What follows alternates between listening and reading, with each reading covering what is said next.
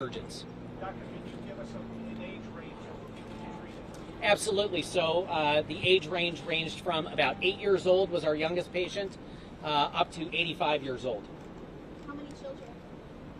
I can't give you a specific number on the number of children, but it was definitely around 4 or 5. What happens in an emergency room when you get that many gunshot victims coming in at once?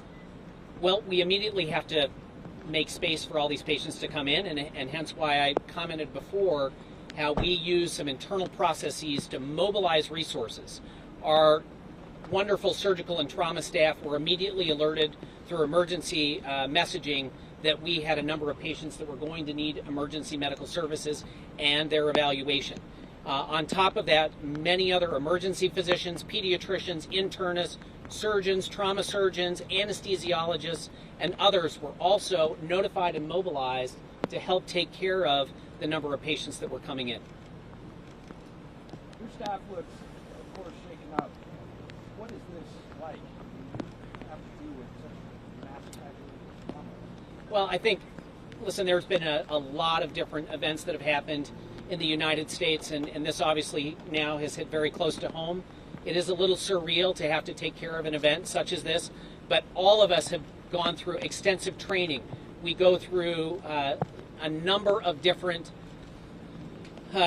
programs, training. We practice for these events, even though we hope they never happen. And so I think our team very admirably handled the situation today. Of course, we provide services that include social work, and we have others involved that our team, as well as our patients, will have a chance to talk to therapists and counselors to debrief after something that is so traumatic. And if anyone has a loved one in the hospital, anything they need to know, or if families all been notified? So families have all had the opportunity to actually come into the hospital and wait. We had liaisons working with those family members, and all of those family members have been reunited with the patients that were here and treated at our North Shore hospitals. Anybody from the nursing staff that perhaps might want to talk to us? Does anybody from the nursing staff want to talk? Come on up. So this is Barb Croak. She's one of our emergency medicine nurses. She also does a number of administrative roles here at North Shore and has a wealth of experience. Good afternoon. Tell us what it was like for the nurses. So we have an amazing team of nurses who every day give 1,000% of their time and talent to their profession. They all immediately go into emergency mode, and they are trained in trauma and pediatric care as well. They have extensive training. They're amazing people. They showed their proof in COVID, and now with this absolutely upsetting and tragic mass shooting, they came to the call to duty. They were fantastic. Multiple nurses taking care of one patient at a time because there's family members. Emotional support is needed. Advanced trauma care, advanced emergency care, EMS personnel. So amazing squad of nurses. Very proud of them. I'm very, very thrilled to call them my colleagues. Yes.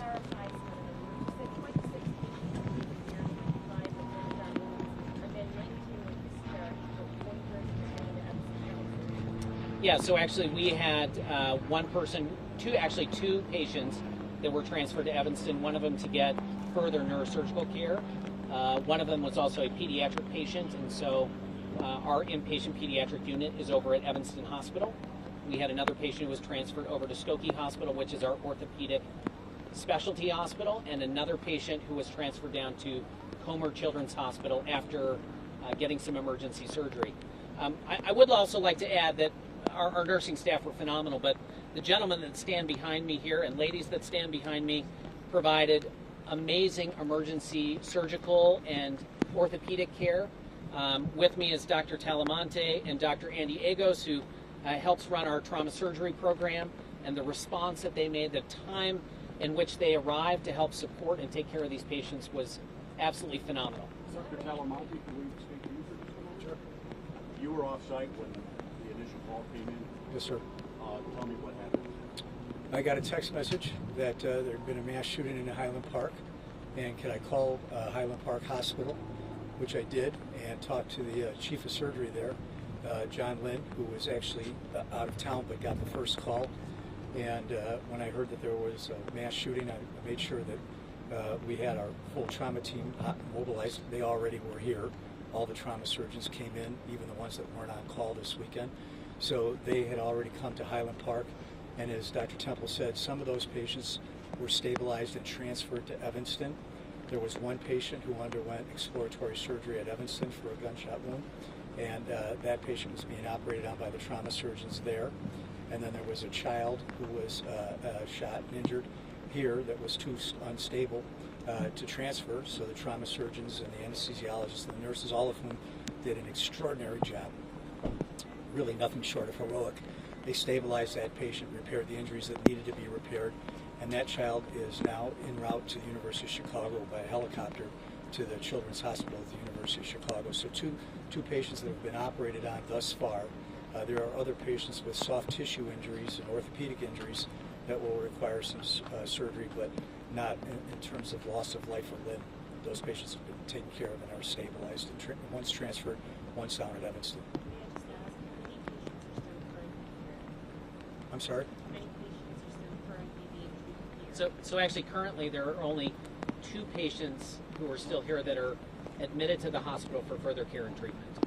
All other patients have been discharged at this point or transferred to other facilities. Yeah. Two. What are their conditions? They're stable. They're stable. Dr. Talamani, as a doctor, I mean, your first concern is treating the patient. What do you think about when you go through something like this? You see your colleagues have to go through something like this. It's a tough question to answer. Obviously, there's a lot of emotions, but these trauma surgeons, I mean, their reflexes are extraordinary. They know exactly what to do. The nurses are crackerjack nurses. So you stand in awe at their competency and their professionalism, but it breaks your heart to see people, innocents, essentially wounded. And then you see the heroic effort to save their lives, and it's a tough day, but a good day. We took care of sick people.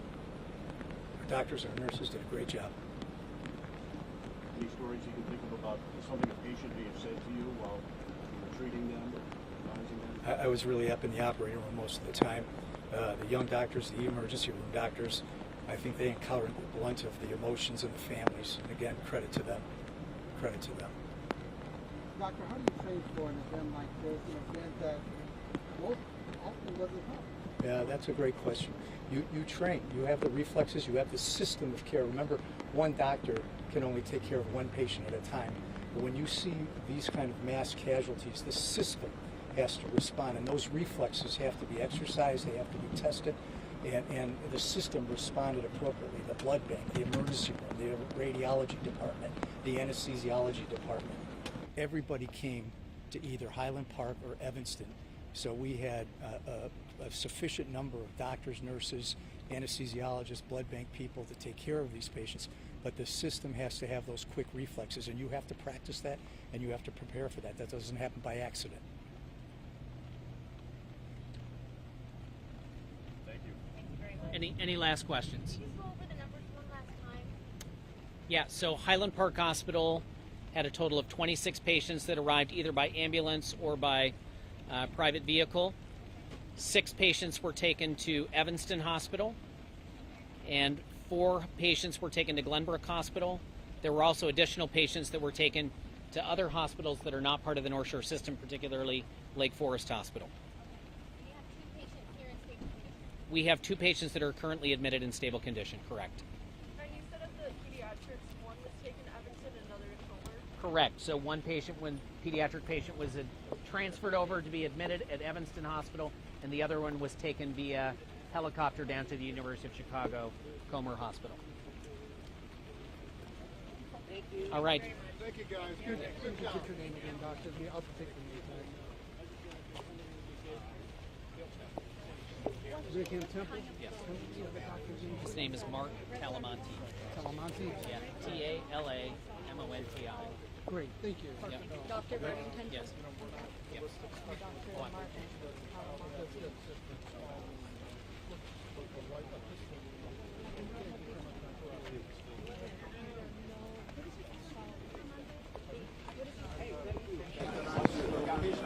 have